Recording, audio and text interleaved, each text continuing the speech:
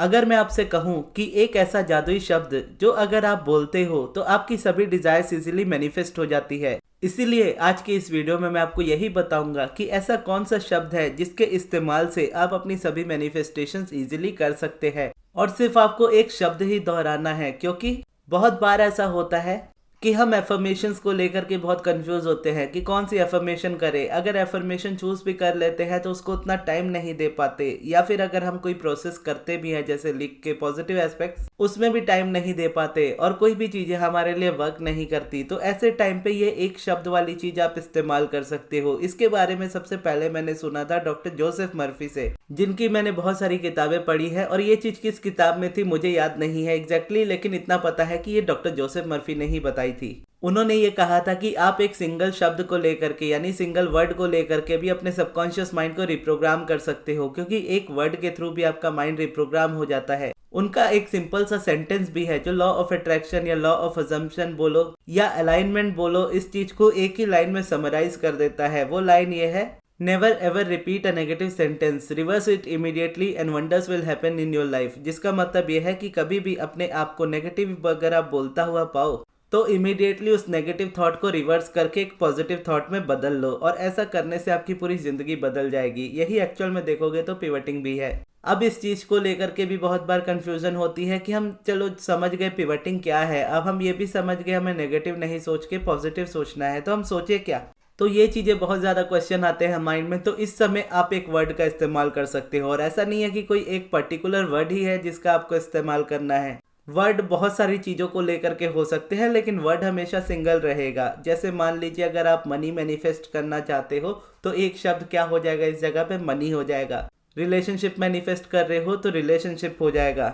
Happiness manifest कर रहे हो तो हैप्पीनेस वर्ड हो जाएगा। और उसके बाद अगर वेल्थ वर्ड यूज हो सकता है, ग्रेटिट्यूड वर्ड यूज हो सकता है, थैंक यू वर्ड यूज हो सकता है, पॉजिटिव वर्ड यूज हो सकता है, जॉब वर्ड यूज हो सकता है, करियर वर्ड यूज हो सकता है। अब जॉब में आप गवर्नमेंट जॉब को लेकर के इस तरीके से कंफ्यूज मत होइएगा। जॉब मतलब जॉब जो आप चाहते हो बेसिकली वो।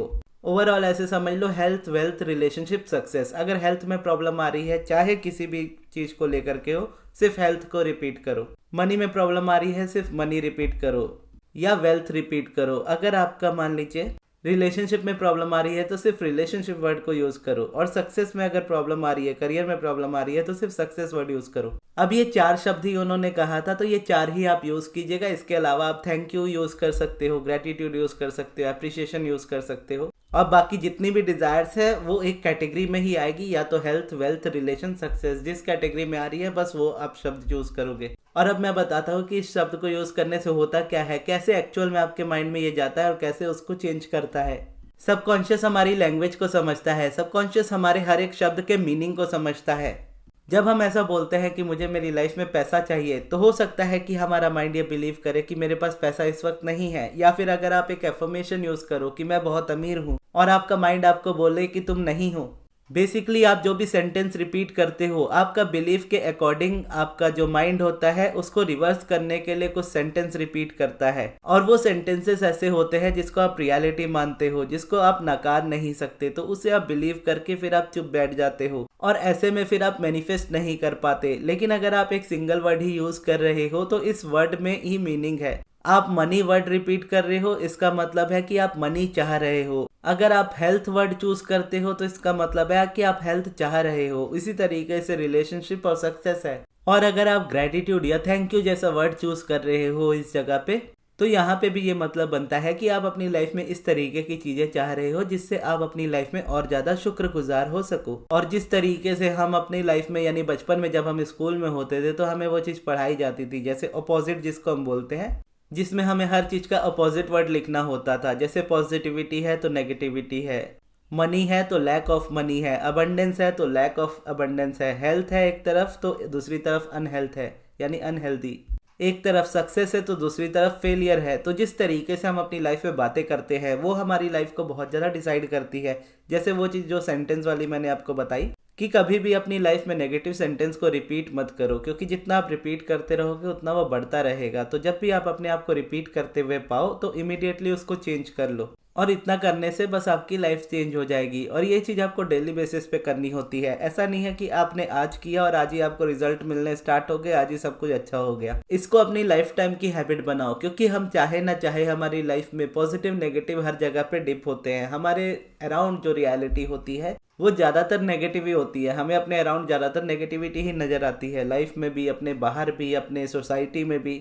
तो उस नेगेटिविटी से निकल करके कि लाइफ में पॉजिटिविटी एग्जिस्ट करती है, तो अगर वो पॉजिटिविटी आप लाना चाहते हो तो पहले उस पर देखना होता है, उस पर फोकस करना होता है। और मुझे नहीं लगता कि इससे भी आसान कोई तरीका हो सकता है जहां पर आप बाकी चीज़ें नहीं कर सकते, अफर्मेशन नहीं कर पा रहे या कोई प्रोसेस नहीं कर पा रहे, एटलीस्ट आप एक सिंगल वर्ड तो यूज़ कर ही सकते हो। अब हम आते हैं इस बात पे कि हम इस चीज़ को यूज़ कैसे करें। अब क्योंकि ये सबकॉन्शियस माइंड का टॉपिक है, डॉक्टर जोसेफ मर्फी का टॉपिक है, तो जिस तरीके से उन्होंने मुझे बताया था उसी तरीके से मैं आपको बताता हूँ। सबकॉन्शियस माइंड का अपना एक टाइम होता है जहाँ पर वो ओपन होता है, और उसके अलावा भी आप चाहो तो सबकॉन्शियस को दिन भर में भी जब भी आप चाहो आप उसे रीओपन कर सकते हो। तो सबकॉन्शियस माइंड तो वैसे ओपन ही होता है, ओपन सही वर्ड नहीं है इस जगह पे। आप ये बोलो कि सबकॉन्शियस ज़्यादा एक्टिव होता है, या आप बोलो कॉन्शियस उस वक्त बहुत शांत होता है, माइंड में हलचल नहीं होती, या रिलैक्स जब आप होते हो तब आपका सबकॉन्शियस जो होता है वो ज़्यादा एक्टिव होता है। तो ये चीज़ कब होती है? जब आपको नींद आ रही होती है। तो ये मोस्टली आपका सबकॉन्शियस सबसे ज़्यादा एक्टिव कब रहेगा? रात को सोने से पहले और सुबह उठने के जस्ट बाद। और क्योंकि कई बार ऐसा होता है कि सुबह उठने के जस्ट बाद आपको चीज़ें याद नहीं रहती कि आपको ये चीज़ें करनी है, तो इसीलिए आप पहले ये टाइम चूज़ करो कि रात को सोने से पहले या दिन भर में जब भी आप सोते हो, या थोड़ा नैप भी जब आप लेते हो तो आप तब भी इसे कर सकते हो। और जब आप सोने जाओ बस अपनी आंखें बंद करो, अपनी ब्रीदिंग पे फोकस करो, अपने आप को रिलैक्स करो। जब आपको लगे कि आपके माइंड में से थॉट्स कम होने लगे हैं या आप थॉटलेस स्टेट पे आ गए हो, तो उस समय आप बस उस शब्द को दोहराते रहो और दोहराते दोहराते बस आप सूत जाओ, मतलब सो जाओ। फिर जब आप अगले दिन उठोगे और उठते ही अगर आपको रिमेंबर रहता है यानी याद रहती है ये चीज़, तो इमीडिएटली उसी समय अपने आप को ये चीज़ बोलते हुए पाओ, यानी रिपीट करना स्टार्ट करो इस चीज़ को। क्योंकि उस समय आपका माइंड बहुत ज़्यादा रिलैक्स रहता है, क्योंकि आप एक अच्छी नींद से उठे होते हो, थॉट्स की एक्टिविटी उतनी ज़्यादा नहीं रहती। तो ये 2 टाइम अगर आप निकाल लेते हो तो फिर पूरा दिन आपके लिए ईजी होता है। और उसके अलावा अगर आप पूरे दिन में जब भी चाहो तो आप अपने सबकॉन्शियस को एक्टिवेट कर सकते हो। और उसके लिए आपको क्या करना है? एक शांत रूम में जाना है, एक मेडिटेटिव स्टेट में बैठना है, चाहे एक कुर्सी पे आप बैठ जाओ, चाहे आप लेट जाओ, और अपनी आंखें बंद कर लो और अपनी ब्रीदिंग पे फोकस करो। और अपने आप को जागते हुए स्लीप स्टेट में ले करके जाओ, जहाँ पर आप सो नहीं रहे, लेकिन आंखें बंद करने की वजह से और अपनी ब्रीदिंग पे फोकस करने की वजह से आप एक थॉटलेस स्टेट पे आ जाओगे, जहाँ पे आपका सबकॉन्शियस थोड़ा ज़्यादा एक्टिव होगा। तो उस समय आप इस चीज़ को रिपीट करना स्टार्ट करो। एटलीस्ट आप 5 to 10 मिनट्स इस चीज़ को रिपीट कर सकते हो। और ये चीज़ करते करते आप देखोगे कि आपकी ये हैबिट में उतरने लगेगा।